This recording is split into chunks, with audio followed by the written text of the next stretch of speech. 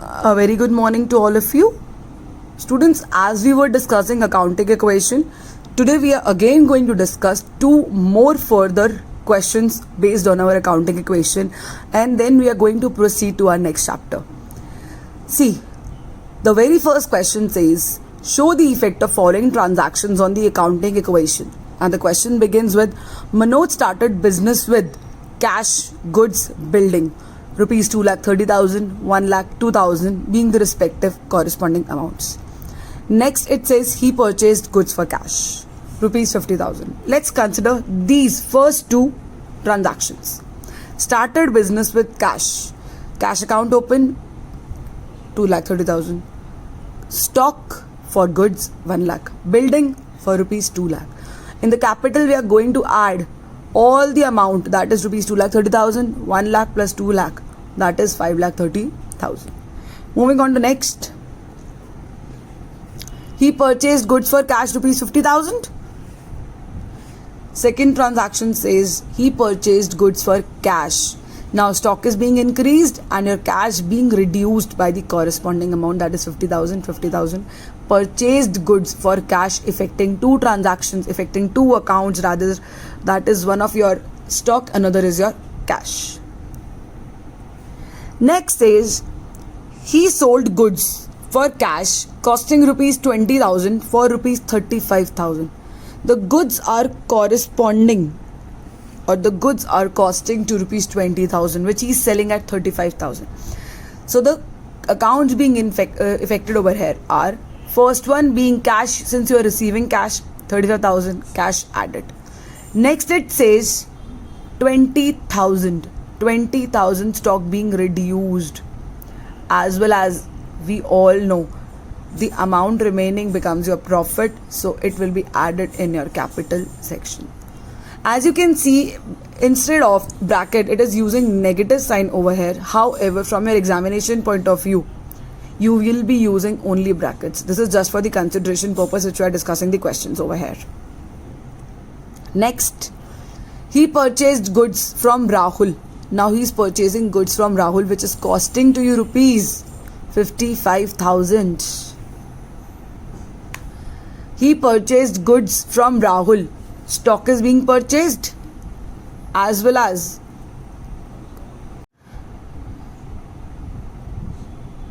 now he purchased goods from Rahul, that is costing you rupees 55,000. Next transaction says we are purchasing the goods from Rahul.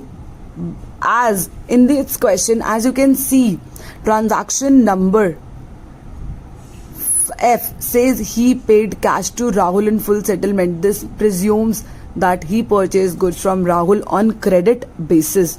Thus we are going to create one more account, that is your creditors in your liabilities section. Stock being increased by 55,000 and your creditors also being increased by 55,000. Next comes is he sold goods to Varun costing rupees 52,000. Now at rupees 60,000. Since he has sold goods to Varun which were costing rupees 52,000 at rupees 60,000, thus he was expecting rupees 60,000. Thus he will be expecting in future rupees 60,000 from Varun. See, sold goods to Varun costing rupees 52,000 for rupees 60,000. Stock being reduced by 52,000. Debtors being increased by 60,000 and correspondingly our capital also increased by 8,000, as 60,000 minus 52,000 gives you rupees 8,000 as your profit. Next, it says he paid cash to Rahul in full settlement. Now since you have purchased goods from Rahul which were amounting to rupees 55,000, however we are only paying him 53,000. This 2,000 is a kind of discount which we have received from him. So we are going to record it as our profit. We are going to record firstly 53,000 cash being paid as minus 53,000, that is negative 53,000. In the similar way, creditors, since word is using full settlement, this means whenever the word full settlement is being used in the question, you have to nullify complete 55,000 amount from your creditors plus 2,000 in your capital as a profit which you are receiving. Next it says salary paid by him. Salary is an expense, thus affecting your cash as well as your capital. It says received cash from Varun in full settlement. In the similar way which the question we discussed about payment to Rahul in full settlement, in the same way we are having in full settlement from the Varun also. Since you were expecting 60,000 from Varun, but he has only paid us 59,000. Thus, what we are going to do over here is we are going to initially record 59,000 as cash being received. 60,000 we are going to nullify our debtors completely, and the remaining 1,000 balance, which is our loss basically, we will be going to record in the capital section. It comes next, rent outstanding rupees 3,000. Students, rent outstanding, for that you will be creating an outstanding expenses as your liability, as you can see over here, and over here 3,000 being recorded plus capital. You are going to deduct it from the capital because this outstanding expense represents the expense which is due in this year, and any expense whether we have paid or not will be subtracted from the capital. Next it comes prepaid insurance. Since we have prepaid, we have paid something, this means one account being affected is your cash, and the another one is your prepaid expense, as we are going to create one more account under our asset section. In the similar way, we have prepaid insurance, cash reduced, in prepaid expenses increased by rupees 2,000. Next comes is your commission received by him, rupees 13,000. Commission received is a kind of profit which we are receiving, and in the similar way we are receiving in cash. Commission received 13,000 in cash. In the similar way, income increased, revenue increased, affecting your capital 13,000. Withdrawn for personal use. Whenever the amount being withdrawn by him for any personal use becomes a drawing, thus any drawings affects your cash as well as your capital.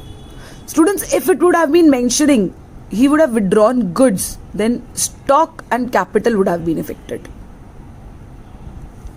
It says depreciation charged on building. Now depreciation is also an expense. Depreciation charged on building, from building we are going to reduce, see over here building which we bought, from building we are going to reduce 10,000, and in a similar way we are going to reduce it from our capital as an expense. Next it says fresh capital invested. Fresh capital means any additional capital introduced. It has the same effect when you commence your business with cash bringing about in the capital. That is cash and capital being affected, 50,000, 50,000. Now it says purchased goods from Rakhi. Now rupees 6,000. Students, mind my words, whenever the question is only mentioning about purchased goods from Rakhi and no other word has been used, then we are going to presume it that it is done on credit basis. So stock being increased by rupees 6,000 and as well as creditors being increased by rupees 6,000. Alright, thus we are going to end this question by making the final equation. In the similar way, we have next question which says started business with cash rupees 50,000 and goods rupees 20,000. Started business with cash, stock, capital by rupees 70,000. Now bought goods for cash rupees 15,000 and on credit rupees 10,000. This means 15 plus 10 total 25. Stock will be increased. Stock 25,000. Since you are paying in cash only 15,000, 10,000 on credit basis. Since you are purchasing it, creditors being increased by rupees 10,000. The very important transaction which says goods costing rupees 24,000 sold at a profit of 33 1/3%. Half the payment received in cash. How you are going to do this question? Students, have created one working note as you can see over here. See, 33 1/3% amounts to 100 by 3%, that is 100 by 300 is equal to 1/3. Now since half the payment received in cash, so we are going to divide this 24,000 into equal half. Cash credit 12,000, 12,000. Now step 2 says you are selling the goods on profit, that is 33 1/3%, that is 1/3. So we are going to calculate 12,000 into 1/3 amounts to rupees 4,000 on cash also and as well as on credit also. Now half the payment received in cash, this means 12,000 plus 4,000. We have received 16,000 in cash and the remaining 16,000 we will be receiving in future by selling of goods. This means one more account creation, that is your debtors, as well as amount in respective to cash 4,000 as well as on credit sales of goods, that is 4,000, becomes your 8,000, your total profit, which will be added in your capital section. Students, today we are going to start with the chapter rules of debit and credit. Many of you have a question in your mind, what do we mean by the word debit, what do we mean by the word credit? So let us understand the basic concept of debit and credit.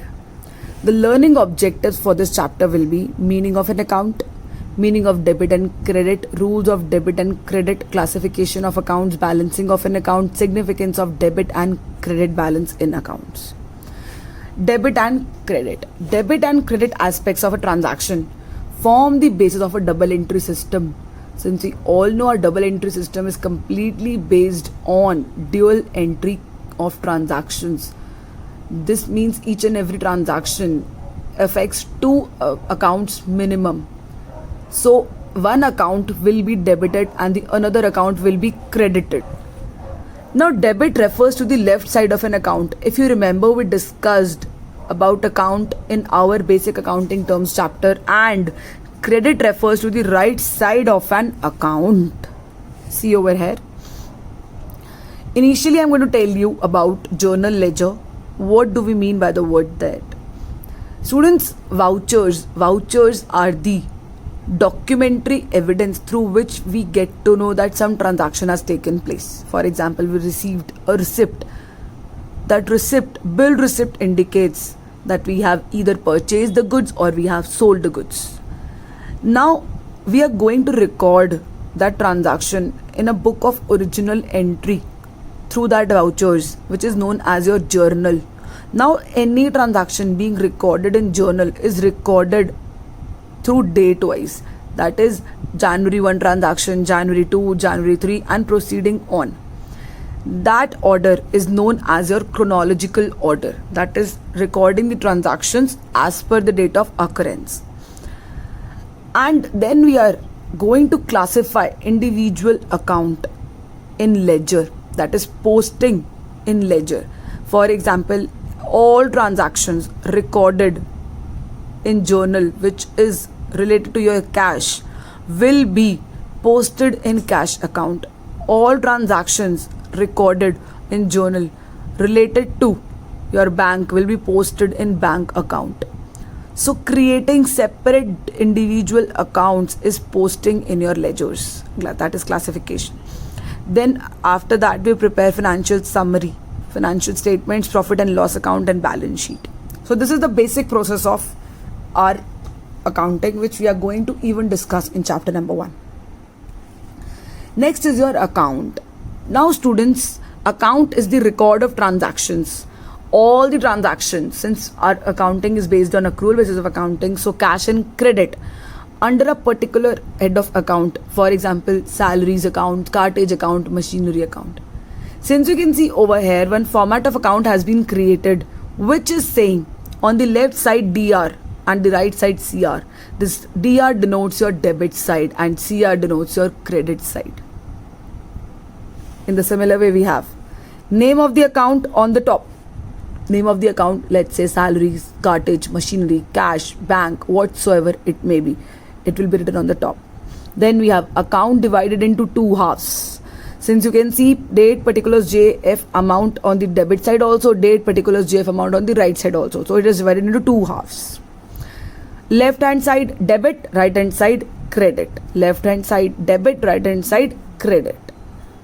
Date of transaction to be recorded if it is indicating debit side, then on debit side. If credit side, then credit side.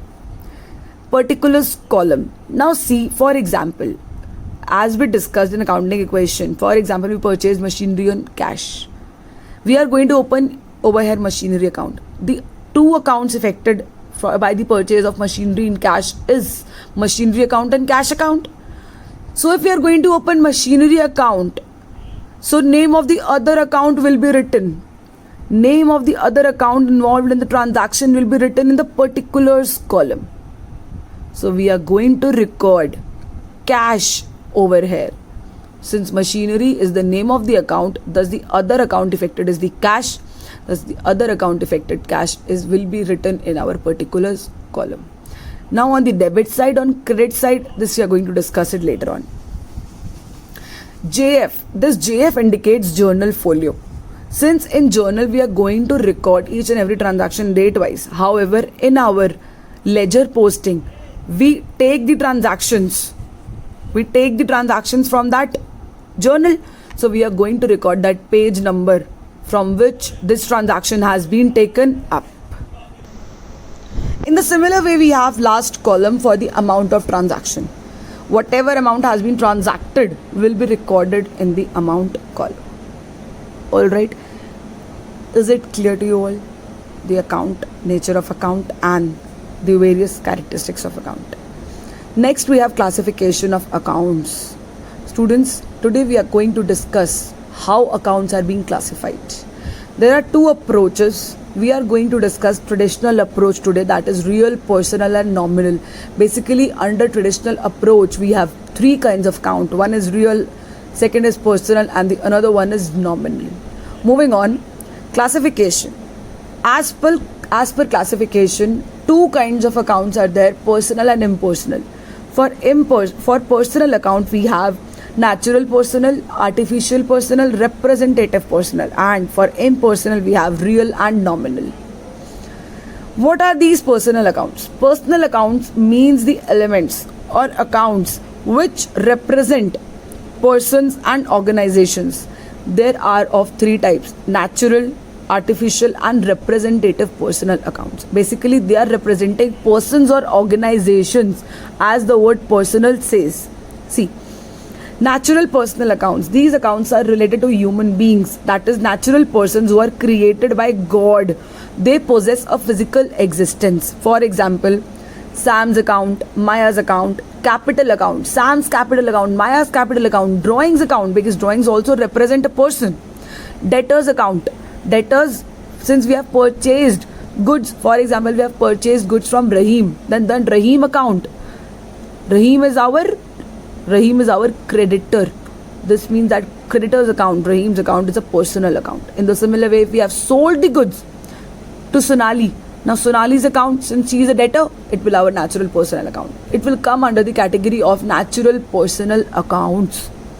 So if any person is associated with our account, it becomes our natural personal account. For example, students, many times you come across, for example, this is the Facebook setting which we have taken. There's a word written over there, account. In that company it will appear by your name, so and so's account. For example, Sonali's account. For that company, Sonali's account is a natural personal account. Clear?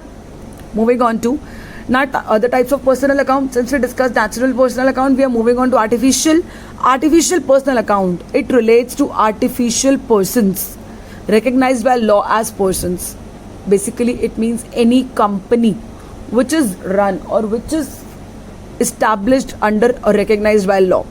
Example, Manipal Learning Limited, SBI, RBI, BEL, BHEL, etc., or any other company, Reliance, Tata, these all are the artificial personal accounts because they all are recognized by law.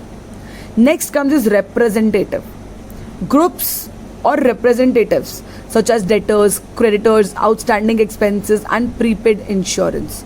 Representative basically means it represents a certain person or a group of person. If rent is due to landlord, then that outstanding rent account is considered as your representative personal because rent is prepaid to landlord. Now that outstanding rent represents to your landlord. This means it is your personal account. In the similar way, when the rent is prepaid to landlord, it is also considered as a representative personal account. So mind my words, outstanding, prepaid, whenever these two words are associated, it becomes your representative personal account. Moving on to golden rules of accounting. We have real accounts, personal accounts, nominal accounts. We are only considering personal accounts over here. As you can see, in personal accounts, natural person, owner, Mike, Selena, these all are the natural personal accounts. Artificial personal account, as you can see, Reliance Industries Limited, IBM, Microsoft, these all are your artificial personal account.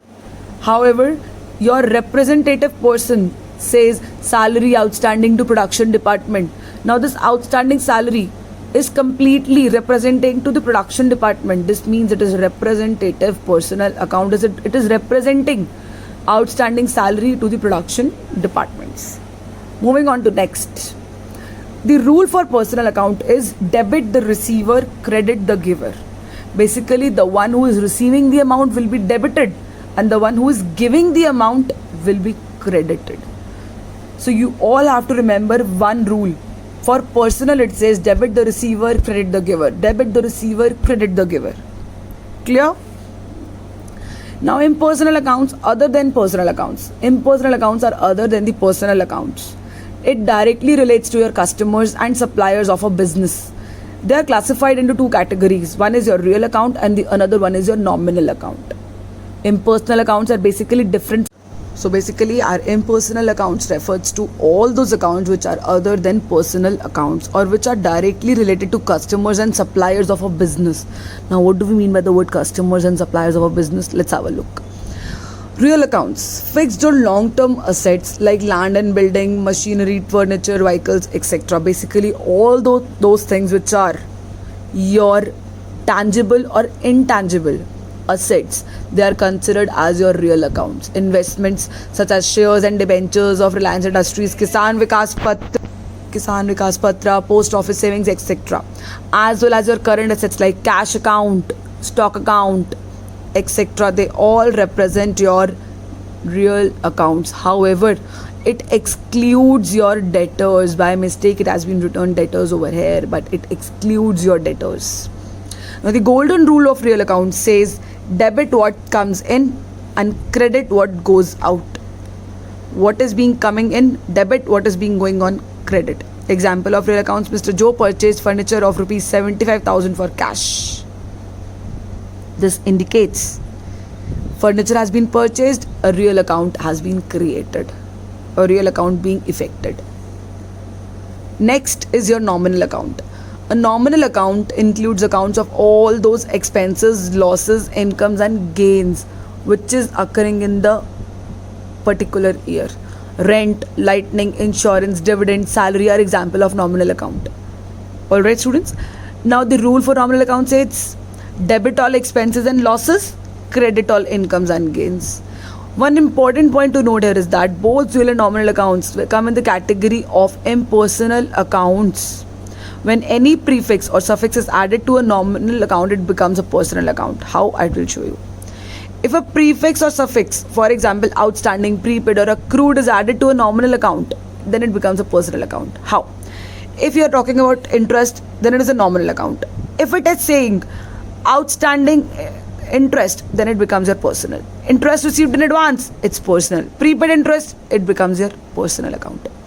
If it is rent, it is nominal, being an expense. If it is talking about outstanding rent, then it becomes personal because it will be representing to a group of persons then. That's why it is considered as your personal account. In the similar way, we have salary. Salary is an expense, considered as a nominal account. If outstanding salary, we have a personal account. Alright, then we will follow the rule of personal for outstanding salaries. If the question says salary, then we will follow the rule for the nominal account. Nominal account rule says debit all expenses and losses and credit all incomes and gains. Now, types of accounts, when to debit and when to credit. Personal account. If the person receives something from the business, his account in the books of business is to be debited. If the person gives something to the business, his account in the business books of business is supposed to be credited. Real account. Account of goods or assets coming into the business is to be debited. Account of goods or assets going out of the business is to be credited. As we discussed, if machinery is coming in, machinery will be debited. If machinery is going out, machinery will be credited. In the similar way, nominal account of expense or loss to be debited. For example, any expense incurred, rent paid, salary paid. Rent paid, rent debit. Salary paid, salary debit. Accounts of income or gain to be credited. Income received, insurance received, credited. Commission received, credited. Clear? Moving on.